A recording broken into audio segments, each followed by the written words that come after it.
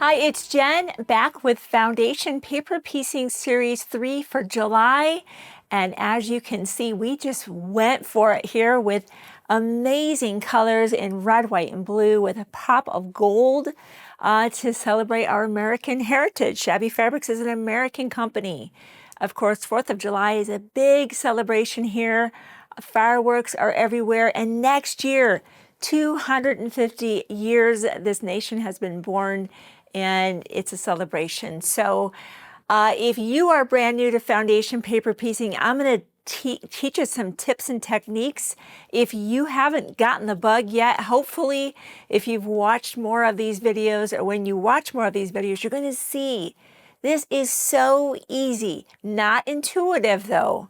So that's why I had to have someone teach me not once, but twice before I got it.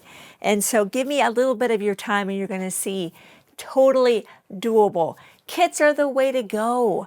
These amazing fabrics, many of them laurel birch, they have this amazing saturated color with gold metallics. I couldn't resist throwing in some gold glitter from Fairy Frost. We just went for it. And I love knowing that when I buy a kit, when I fall in love with those fabrics, that I'm going to sew with those fabrics. And that's the best part. You'll get everything you see, even your binding, your backing, your hanging sleeve, and of course a tested pattern. When we conceive of these new projects, we create them digitally and we create a preliminary pattern. Inside your pattern, of course, full color, you're going to want to make sure when you open up your kit, you identify those fabrics, of course, because there's very specific cuts associated with each of the fabrics inside the kit. Many cuts for some of them. For that reason, we include stickers. People love these stickers. You make a cut, sticker. Make a cut, sticker. And you can see my fabrics here. I've done that very thing. I've made a cut and I sticker as I go. In addition, the foundation papers that are used to create these amazing blocks are also included. And we use Carol Doak, the gold standard of foundation paper piecing. You have multiple sections that make up the star. Let's just go look at the star real quick. So you can see here piece A, B, C, D, E, and F. There are 6 pieces coming together to form each of the 2 stars. And then for our flag, we have 2 halves of that. But whether there's 6 sections, 12 sections, 1 section, the process is exactly the same. And I'm going to be talking you through. This is kind of a refresher if it's been a while since you foundation paper pieced. But if you've never foundation paper pieced, this is kind of a refresher. But if you want the long course, go back to series 1, 2, or 3. And it's usually the April project, the first one that we did there, where we take the deeper dive. It's over an hour long, really taking you through the journey, and you will be a pro by the end of that video. So our first step, whether we're going to be working with section A, B, C, D, or G, or E, or whatever that might be, is to first say, okay, I'm going to work on section G. We're going to do G and H. And so we go find that portion within our foundation papers, and we want to remove that from the larger piece.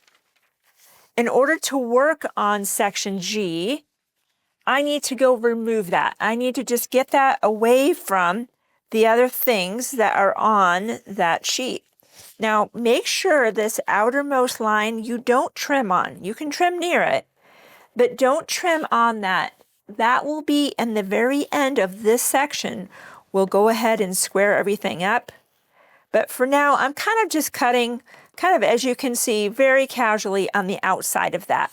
And of course, I would do the piece right next to it, which was also letter H. G and H are what make up our flag. So again, whether it's A section, B section, in our case, G section, the first piece, the lowest number, which of course for us is G1, we will put a bit of glue on the back of that, and we're going to be just gluing that to the back of our shape. And if you've been watching us for a while with foundation paper piecing, you know that we need to not only cover up the boundary box of G1, but a 1/4 inch all the way around. And notice how that light box was just a no-brainer. If you don't have a light box, You'll do what I normally do when I don't have one, maybe at a quilt retreat. I hold it up to light and say, yep, I'm good to go. Or if you have a light box, and this is the wafer one, you can easily see, I'm good to go. I'm ready to move on to the next step.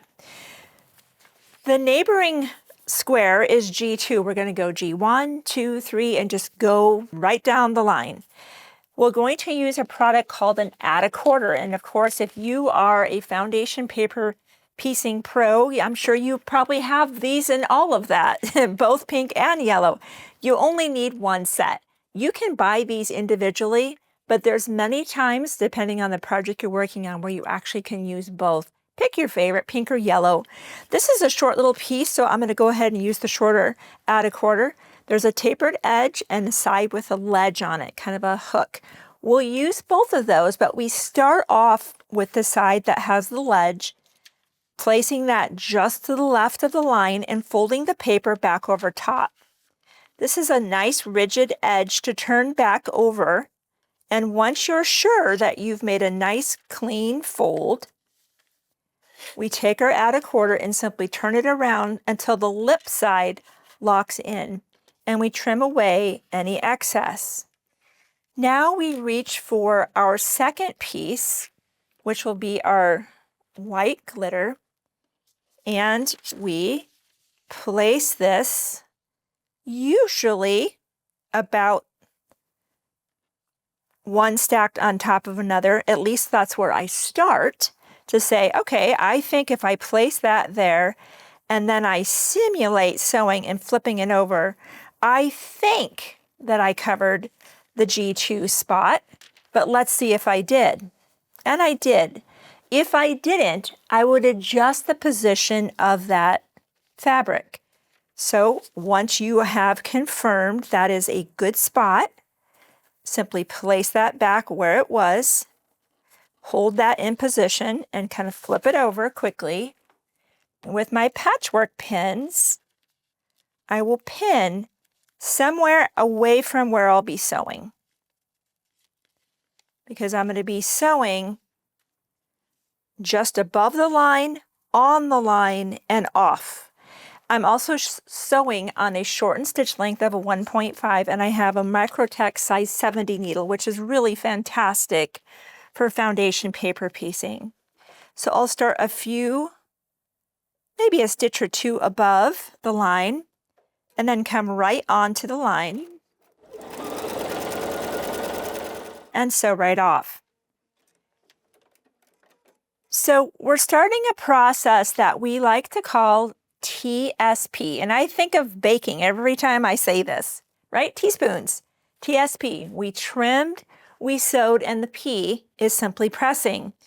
If you are at home and your iron is near you, I love to use an iron. I like to just have a nice firm crease. But having just come back from quilt retreat about a month ago, I saw that many of the ladies, because they had a shared ironing environment, there was one iron per 4 ladies. Some of them are using the Clover roll and press, so they didn't have to get up or wait for the iron. Works great, so that's a great option for you as well. Okay, same thing with piece 3. We've just did TSP. Now we're going to, once again, lay the add-a-quarter down, fold the paper back, give a firm crease. Once you're sure you're where you want to be, rotate that around, lock that in, give a trim. So there's the first one, trim. Now we'll grab for our next red, another Laurel Birch fabric. Let's place that here and we'll simulate that and see if we got that spot right. Let's look. It looks like that will definitely work. So once again, put that back into position, flip that over, pin. Once again, a few stitches above, on the line, sew straight off.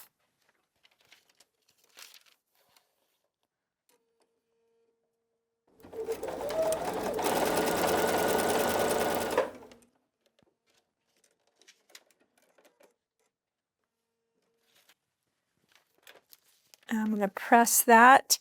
And I definitely want to show you that piece 4. The angle of this when we did this surprised me. It's not what I thought it was going to be. I'll show you what I mean here in just a moment. So for piece G4 coming up, which is our beautiful blue, this is our star field of our flag.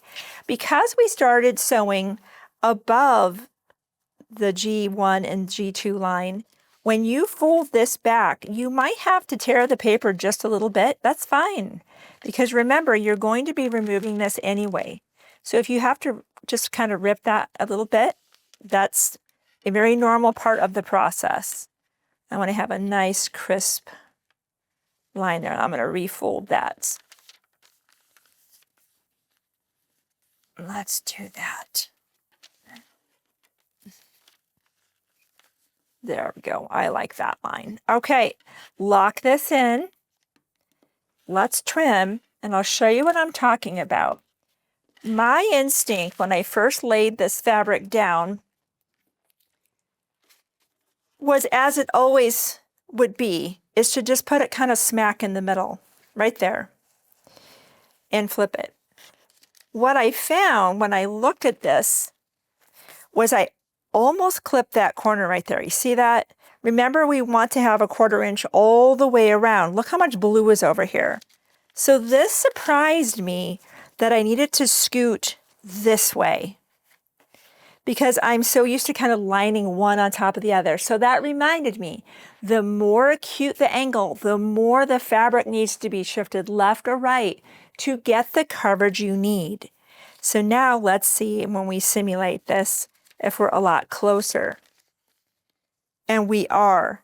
So that's something to keep in mind, is things are not always as they appear at first. Now, here's the great news. If you miss it, and when you go to press, you're like, oh, I had that in the wrong spot. Don't trim anything. Go back and seam rip, and then try again. All right, let me put the pin in. Now let's talk about where we're going to sew for this one. So above the line, on the line, and stop right after. All right, let's go do that.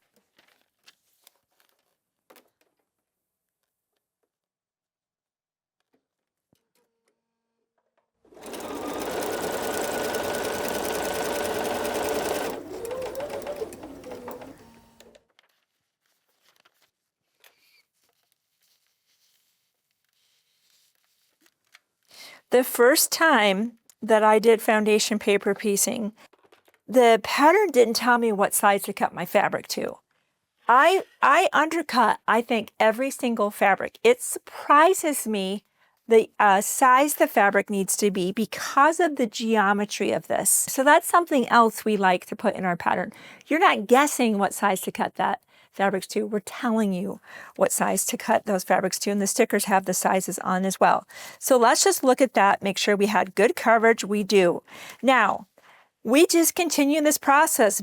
There's something unique about G8, and it happens to be this flagpole. And notice how the stripes are not coming straight out, but they're angled. That's because we're having you actually cut that on a slight bias.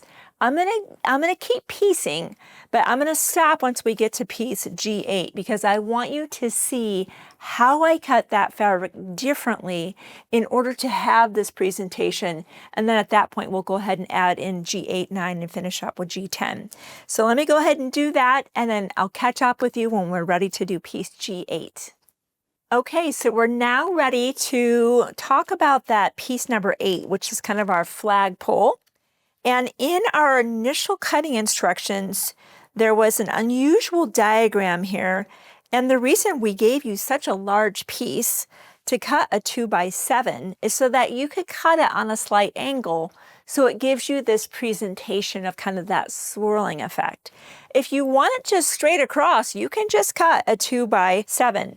But if you like that look, then I would just take this ruler. This happens to be my 2.5 by 12.5. And I've got that 2. You see that 2 right there? I know when I angle that and I see the 7 here, so I've got the 2 and I have the 7, I know I can cut and cut. And this would work probably better with a spinning mat, but let's just go with what we have. So we know that we have our 2 inches, right, that we've done, and there's 7. So we have 2, 7. We'll cut, and we'll cut. So now we have this really cool angle, kind of a neat effect. But the difference, as they say, is in the details. And we really enjoy making sure our projects have these very unique, really designs that you can't find anywhere else. I think that's one of the compliments that we read from our customers more than anything else is the unique designs and the amazing combinations of fabrics. Okay, just like we've been doing piece number 8 here, we fold that over with the add a quarter. Here comes that lip of the ruler. Let's just double check that. Such a small little cut. Make sure everything is exactly as we want it to be. Yep. Flip that over, clean off that edge.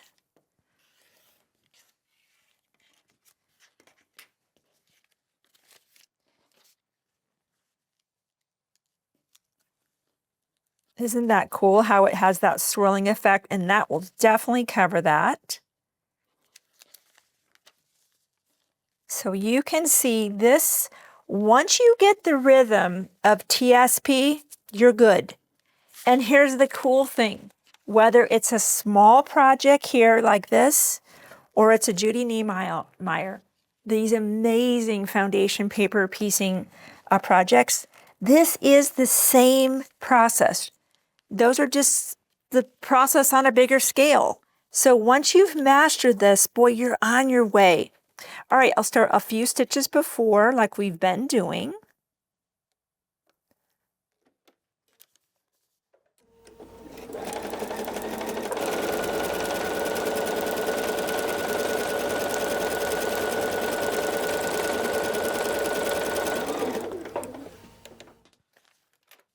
And let's press. Trim, sew, press, trim, sew, press.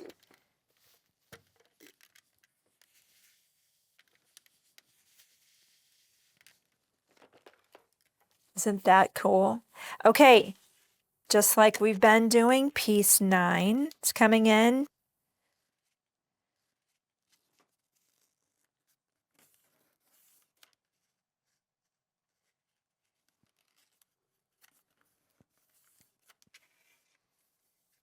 Make sure we got that.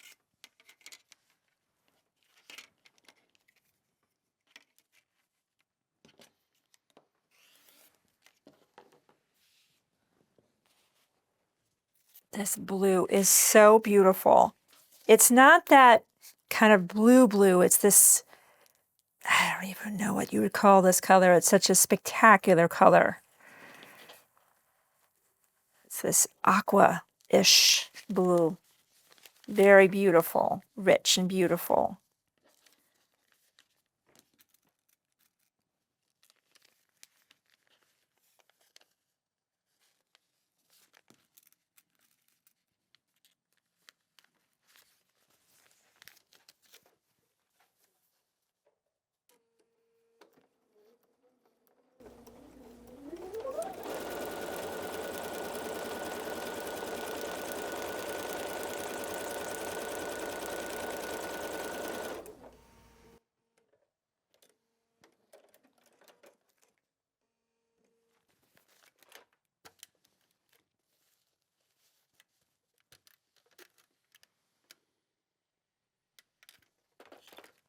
Okay, and then our last piece here.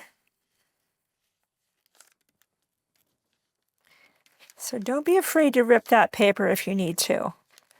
Another thing, sometimes people like to pre-fold their fabric.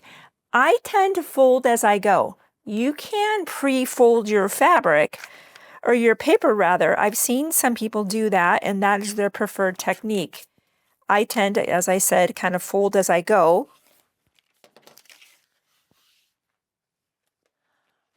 And one last piece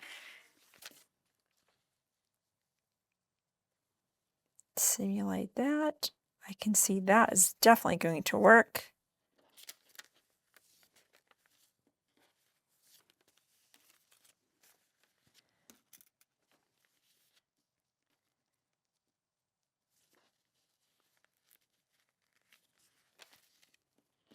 Okay.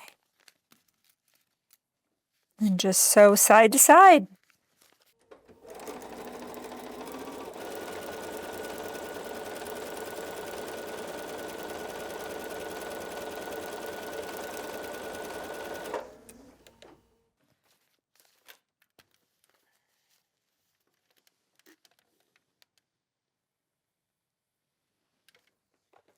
This is when we now finally get to cut out our shape directly on those outermost lines. Great with a spinning mat. If you don't have a spinning mat, not the end of the world, but if you do, a great time to bring this out. Cut as precisely as possible, because if you cut this piece super precise and the piece that sews next to it, this is going to click together just like a puzzle, and we're going to do that. That neighboring piece that I said was piece H, we've already cut out ahead of time, actually prepared ahead of time and cut out ahead of time. And I want to show you about joining pieces together. Now notice this little notching right here. That's not a mistake. That is 100% intentional. This is how specific our notching is, so that when the pieces are placed right side together, as I said, they click together as if they were puzzle pieces meant for no other piece but that location. So that's what our flag looks like at this point. And isn't that just beautiful? Now, this is the other piece, H, right here. Oh, part of that's coming off, and that's fine. If you have little pieces that are coming off because they've been stitched on, that's fine. But let's place this side by side. Now that notching that I talked, look at that. There's no other place for this to be. Simply place these right side together and you can see why we're keeping pieces, the papers on. This is our 1/4 inch seam allowance. I love that. I don't have to find a 1/4 inch seam allowance. I just need to sew directly on that line. So let's stack them exactly top to bottom, pinning very well.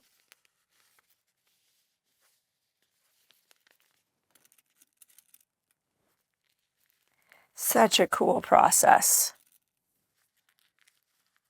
Okay.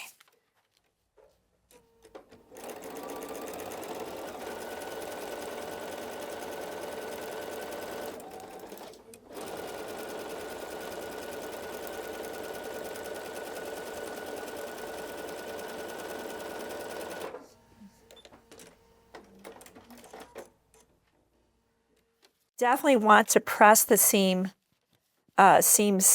open to distribute that bulk. Let's go ahead and just do that, and then I'll flip that over. Incredible.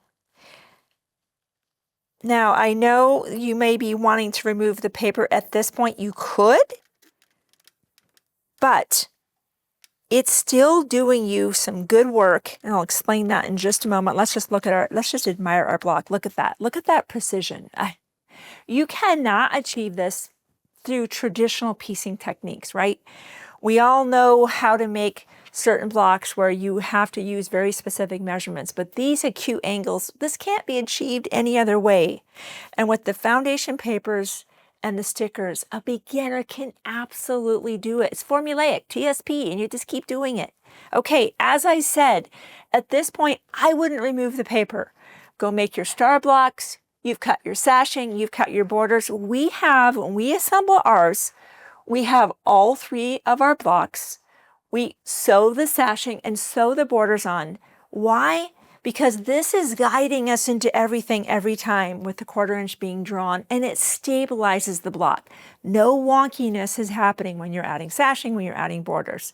Once you have your borders on, that's when we go ahead and start removing our paper. And for anything where your fingers can't get in there, your little kind of those nooks and crannies, maybe in the corners, this is when we like to use our gypsy quilter. These are kind of our tweezers that kind of get in those spots where our fingers just don't want to be, and remove the paper at that point. Once you have that done, of course, that's when the Cali Dell fusible fleece or batting or whatever you want to be using comes into play. You have your backing. Get everything nice and kind of put together there. We love to use our thread here. We'll try to get up close. You can see how we accentuated these details, and everything just looks so embossed. So we love to do that. It kind of mashes everything together and makes it just kind of pop. So be sure to pick up that thread set. And of course, if you want to have this displayed vertically, you'll be putting the hanging sleeve on that. You can check out the video I did on how to make that. Or maybe you have an entryway table where you'd rather have that presented and you're not going to be displaying that. You don't need to be doing a hanging sleeve. You're going to be having that on an entryway table.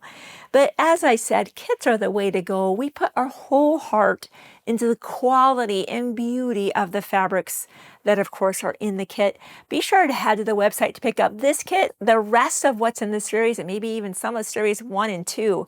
Let a friend know. If you still have a friend holding out about foundation paper piecing, it's over. Get them hooked on you. They are going to love this amazing facet of quilting called foundation paper piecing. I look forward to seeing you next month as we continue our series with August.